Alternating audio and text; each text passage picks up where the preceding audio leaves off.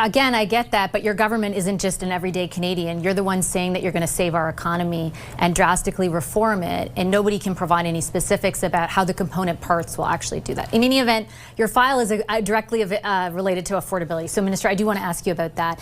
Can you help Canadians who are in particular hurting right now from an economic perspective understand why there wasn't anything new in this budget? Not to say nothing, because there was pre-announced stuff, but anything new in this budget to address a lack of affordability?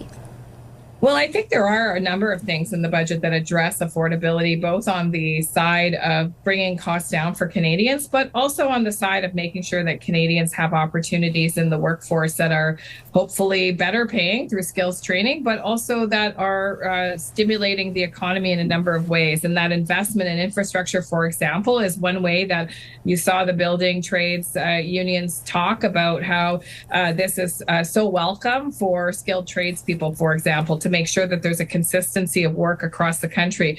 You know, childcare is saving Canadian families thousands of dollars every year. In some cases, families with multiple children are talking about $10,000 a year in savings, $15,000 a year in savings, depending on the province that they're in. There's a middle class tax cut for over 22 million Canadians. Just today, I was at an event in my riding, and a couple came up to me and told me about how dental care has provided them an opportunity to get dental treatment for the first time in 7 years for both of them since they lost their benefits a number of years ago. So the programs that we are continuing to fund, the supports that we're providing to provinces and territories for families, and a number of other elements in the budget that are specific about the costs that families are facing are really important, as well as the investments to stimulate job creation and support people to get those jobs with the skilled trades training and other skills training they need. On those costs, on bringing costs down, though, I take your point, and I wouldn't take away from the merits of some of the programs that you mentioned.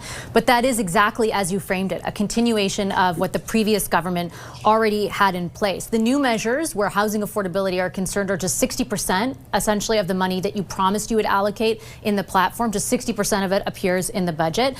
You removed a tax a carbon tax that originally the previous government, including yourself, had told us would actually make life less affordable for people if it were removed.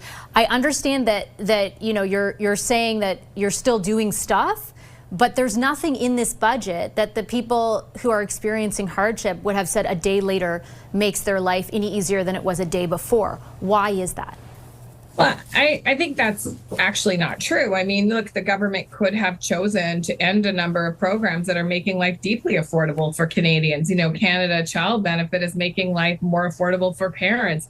The working income tax benefit, which has doubled, is making life more affordable for people who are working and earning low wages. We have, as you know, announced a number of different measures to make sure that the benefits that Canadians have accumulated can actually land in their bank accounts through automatic tax filing. And finally, I would say in my own file, for example, adding 30,000 Canada Summer Jobs positions is a deep reflection of the challenge that youth are having in terms of finding jobs and getting that quality experience on the job. There's also additional supports for work-integrated learning for young people who are currently studying, who want to experience paid learning in their sector, which we know results in better attachment to the workforce. So this is deeply a budget that focused on the immediate costs right now and helping Canadians with those immediate costs and investing in the things that are going to provide better outcomes for Canadians in the years to come. Okay, I've got to leave it on that note. I appreciate your time as always, Minister. Thank you.